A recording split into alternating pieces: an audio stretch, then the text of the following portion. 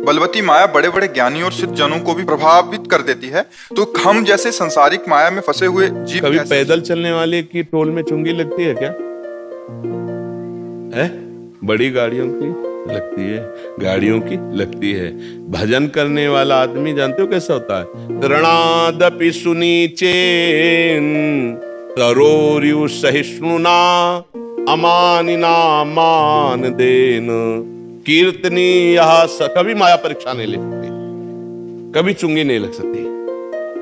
बड़े बड़ों की लग जाएगी। तुम ज्ञानी हो, दो प्रश्न का उत्तर माया प्रश्न कर रही। लेकिन जो तृणादपि सुनीचेन, जो अपने को तृण से भी नीच समझता है, वृक्ष से भी अधिक सहनशील, भगवान के नाम जापक में सामर्थ्य होती है ऐसी। जो दूसरों को मान देता है, स्वयं अमानी रहता है, सदैव भगवान का नाम जप करता रहता है, माया कभी उसको परास्त नहीं कर सकती। मामे ये प्रपद्यन्ते माया में ताम तरंते थे। कुछ बनोगे तो प्रश्न हो जाएगा। भगत तो भगत के लक्षण होते हैं, आप प्रश्न माया रख देगी पार, कुछ नहीं। भगवान के चरणों में है, बड़े नीच हैं हम, बड़े अधम। देखो भक्तों की भाषा देखो, जैसे हनुमान के असमय अधम सखा सुन, विभीषण जी से कह रहे असमय अधम सखा सुन। सबरी जी कह रहे अधम ते अधम अधम हित महाप्रभु कह को हम तो छा परम अधमा प्राण होगर कर्मा, कुछ न बनो। बोले हम संत, तो परीक्षा माया करेगी। संत के लक्षण होते, आप इनमें पास होइए फेल हो जाओगे, भक्त फेल हो जाओगे। तृणादपि सुनीचेन, चैतन्य महाप्रभु कहते हैं तृण से भी नीच अपने को जो समझता है तो वो पार हो जाता है। जैसे आप कहते हैं ना कि फिर हम लोग किस गणना में, किसी गणना में नहीं, इसीलिए तो पार हो जाओगे। जो कोई उपाधि, कोई पद, कोई योग्यता, फिर प्रश्न आ जाएगा। कोई उपाधि, कोई पद, कोई योग्यता नहीं, तो कोई प्रश्न नहीं होगा, सीधे प्रभु के समीप पहुंच जाओगे।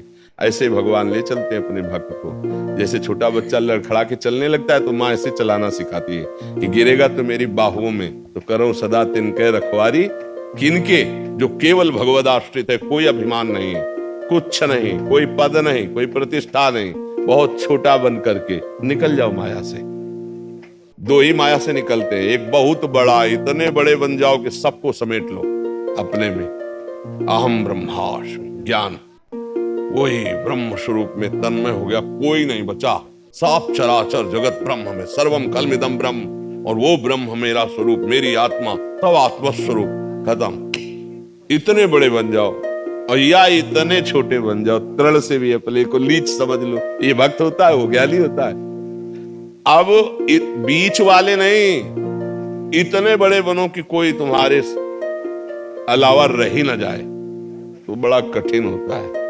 ज्ञान के पंथ कृपाण के धारा, परत खगेश लगे नहीं बारा, गिरने में देर नहीं लगती। इसमें नहीं, इसमें भगवान का भरोसा, अपने को नीच समझना, तो चुपचाप सर झुका के निकल जाओ, यहाँ कोई प्रश्न नहीं करेगा माया का।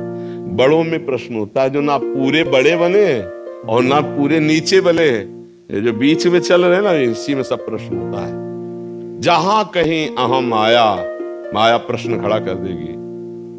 जब गरुण जी व्याकुल हैं तो भगवान शिव उमा जी से कहते कि मेरे पास भी आए थे, लेकिन हमने गौर से देखा कि गरुण जैसे महाज्ञानी को ये कैसे संशय हो सकता है। तब देखा कि कीन हो इसका बहु अभिमाना, सो खोवंचा कृपा निधाना, का अभिमान किया हमें लगता है, इसीलिए माया ने भ्रम पैदा कर दिया। जाओ, कैसे अभिमान दूर होगा, पक्षियों के राजा हो, जाओ काकभूषुंड जी के पास और वहां बैठो जमीन में नीचे, तो तुम्हारा अभिमान दूर हो जाएगा। भगवत कथा सुनो। एक गरुण महाज्ञानी गुण राशि स्वयं भगवान के वाहन, उनको संशय कैसे?